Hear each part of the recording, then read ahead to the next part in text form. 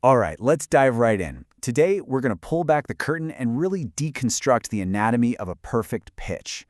We're talking about a blueprint for taking a big, complex idea and getting that all-important yes. This is basically a masterclass in strategic communication. So here's the big question, right? How do you actually pitch a huge, kind of complicated idea to a decision maker and get them to say yes? I mean, think about it. You've probably been in that room or you're about to be. You've got this brilliant solution, but how do you cut through all the noise, build that crucial confidence, and walk out with a green light? It is the ultimate high-stakes challenge. Well, guess what? Today, we're not just going to talk theory. We're dissecting a very real, super effective blueprint for getting that yes. This isn't just about, making a pretty presentation. It's about engineering a successful outcome from start to finish. So, let's get into it. Okay, so section 1, the high-stakes pitch. Let's set the scene. You're walking into that big meeting. Your idea, it's got a lot of moving parts. Maybe it's even a little disruptive. The whole goal here is to take all that complexity and transform it into a feeling of absolute confidence, not just for you, but for the person you're pitching to. That's the magic trick. Now, moving into section 2, this is absolutely critical. Before you even think about opening up your slide software, you have to build the foundation. It all comes down to your core message, your why. And this blueprint we're looking at says a winning why is built on 5 very specific pillars. Seriously, getting these 5 pillars right is probably the most important work you're going to do. Why? Because they're designed to answer every single doubt and unasked question that's rattling around in that decision maker's head before they even ask it. Think of them like the load-bearing walls of your entire pitch. Everything else rests on them. So let's break them down one by one. Okay, pillar number 1, the why now case. This is so important. Your idea can't just be good, it has to feel necessary. It has to be urgent. Psychologically, what you're doing here is framing your idea as this elegant, super efficient solution that, honestly, makes the decision maker look brilliant for spotting it. It shows how it unifies a bunch of different things they're already working on, simplifies their team's life, and really positions them as a forward-thinking leader. It's the answer to, why should I care about this today? All right, pillar 2, and this one is really cool. The dual audience design. The source material calls this a superpower, and for good reason. It's because you're showing you've thought about everybody. For the managers, the facilitators, it's plug and play, ready to go, which they love. But for your team, the people actually using it, there are versions for them too, so they get value right away. This is huge because it totally diffuses that potential resistance from the ground up and shows you actually get how the organization works. Up next, pillar 3, the system architecture. Look, decision makers don't just buy a cool idea. They invest in a system that works. They need to see the machine behind the magic. You have to show them the engine. This means clear workflow maps, details on how it's all structured, and, this is key, how you're going to review and improve it over time. This is what turns your pitch from just a nice dream into a credible, believable plan. It shows you're not just a big-picture thinker, you can actually get it done. Pillar 4 is an absolute must-have in today's world, the equity lens. And as you can see here, this is not about just ticking some equity box at the end. It's about building a system where fairness and access are baked in right from the start. It's part of the DNA of the idea. So instead of adding accessibility features to an app later, you build it to be accessible from day one.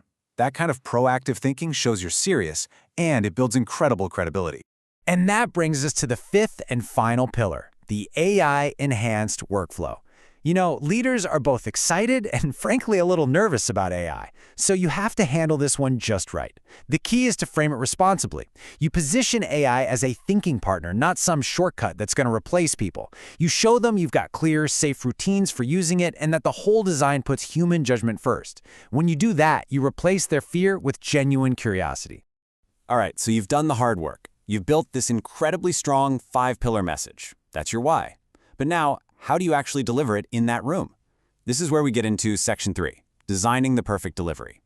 The blueprint gives us a carefully choreographed 4-step path to not just explain your idea, but to make them really experience it. Here's the playbook, the 4-part format for the meeting itself. It's designed to be a journey.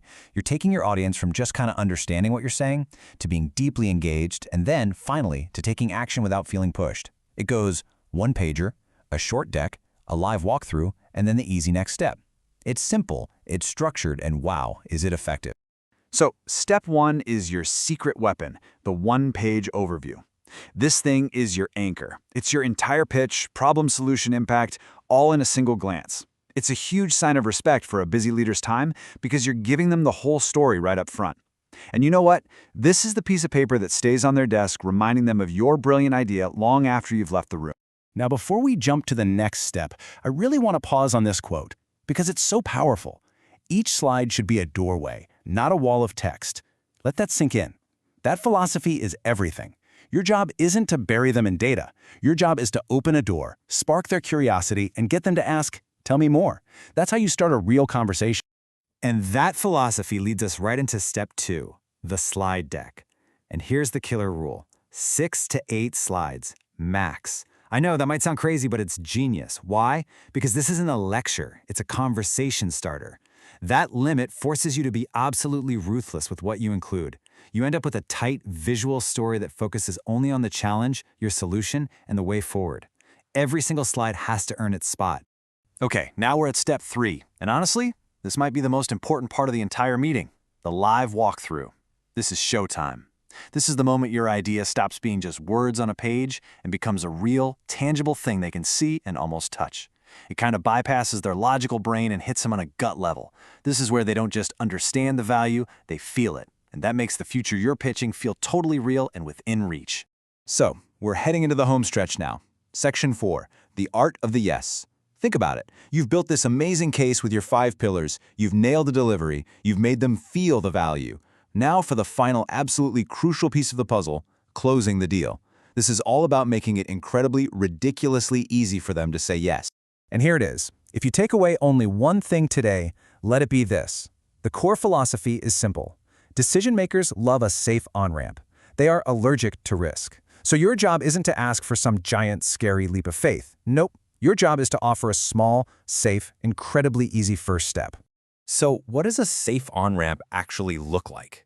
Well, it could be a simple 30-day pilot program, or maybe a proof of concept at just a single site. It could even be something as simple as a co-design session with a small, trusted team. The whole point is to lower the barrier to entry so much, to reduce the perceived risk to basically zero, that saying yes becomes a complete no-brainer. It's a low-stakes decision with a potentially huge upside. So that brings us to the final question, and this one's for you. As you start thinking about your next big pitch, that game-changing idea you've been working on, what's your safe on-ramp? What's that small, low-risk first step you can create that will make saying yes the easiest, most obvious decision they'll make all day?